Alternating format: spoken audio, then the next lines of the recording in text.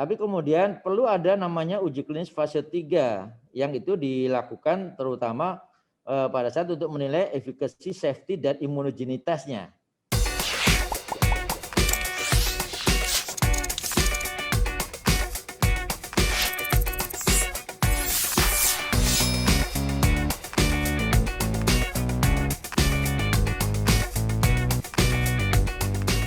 Ya, jadi kalau pertanyaan dari masyarakat itu sangat dipahami lah.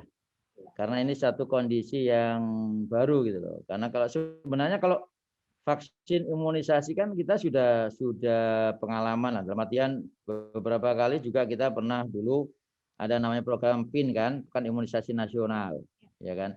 Kemudian ada pada saat ada vaksin MR ya untuk measles dan rubella.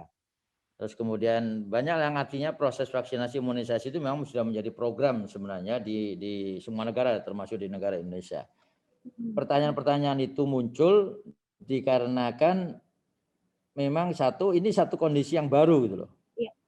Jadi satu kondisi yang baru, terus kemudian kok bisa satu kondisi yang baru ini kemudian bisa dikatakan sudah bisa menghasilkan vaksin. Ya. Nah, ini kita harus jelaskan ada kondisi yang memang semua proses ya bukan hanya vaksin saja, obat yang kemudian dan vaksin itu ada namanya uji klinis. Dan dia harus melewati namanya uji klinis fase 3. Nah, uji klinis fase 3 inilah yang kemudian kalau kita bicara ini mohon maaf ini untuk yang kita bicara Sinovac lah katakanlah ya. Sinovac itu karena dia diproduksi ya oleh perusahaan Sinovac yang di Cina, vaksinnya namanya CoronaVac kan. Ya kan? Nah, itu adalah studi fase 1 dan fase 2-nya sudah dilakukan. Artinya kalau kita bicara safety ya, karena sudah dilakukan baik itu preklinik dan animal kliniknya itu sudah dilakukan gitu loh. Nah, tapi kemudian perlu ada namanya uji klinis fase 3 yang itu dilakukan terutama pada saat untuk menilai efikasi, safety, dan imunogenitasnya.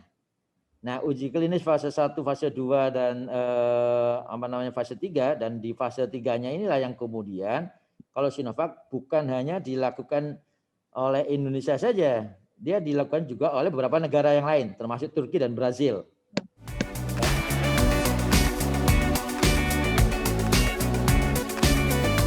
Ya seharusnya sih gratis semua kan, ya kan? Nah, cuma nanti masalahnya kan apakah ini cuma disuntik 2 kali atau kan nanti akan disuntik lagi? Ya nanti kita mau lihat, kita akan lihat nanti kan. Oleh karena itulah yang selalu saya tekankan, kalau kita ingin mengatasi pandemi bukan vaksin. Vaksin ini menjadi bagian dari preventif, ya kan? Tapi tetap artinya habis divaksin ini yang selalu saya sampaikan di media, ya habis divaksin masyarakat tetap mematuhi protokol 3M, ya, jadi pakai masker, jaga jarak, cuci tangan itu harus tetap, menghindari kerumunan itu juga harus tetap gitu loh. Jadi bukan berarti kemudian sebebas-bebasnya aktivitas enggak bisa, tetap kita harus merubah itu namanya adaptasi kebiasaan baru itu menjadi satu bagian. Tapi paling tidak kita sudah ada namanya kekebalan komunitas. Dalam satu komunitas itu kita kebal minimal paling enggak 70%. Nah, kalau yang kita 18 sampai 59 tahun kebal, kita tidak juga menjadi sumber penularan untuk yang tua-tua atau kita juga nggak menjadi sumber penularan kepada yang anak-anak.